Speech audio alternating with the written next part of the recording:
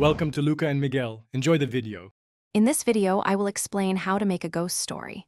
To begin, focus on establishing a compelling atmosphere right from the start.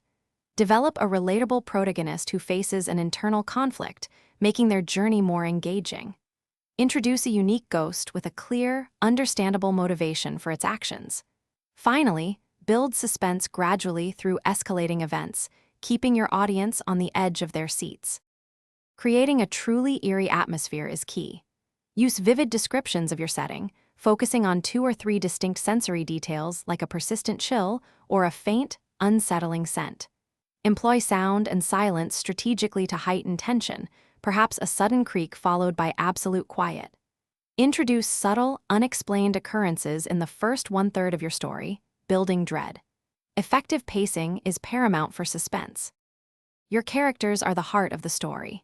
Give your protagonist a deep, personal stake in resolving the haunting, perhaps a connection to the ghost's past. The ghost itself needs a compelling backstory that explains its presence and actions.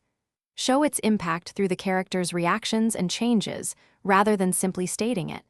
Define the ghost's limitations and abilities clearly, making it both powerful and vulnerable.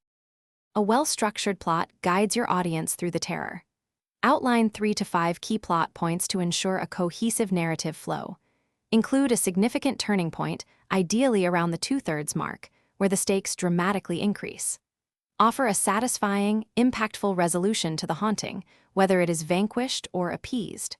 Sometimes, leaving a lingering sense of unease can make the story even more memorable. Thanks for watching and please subscribe. It's the best investment you'll ever make.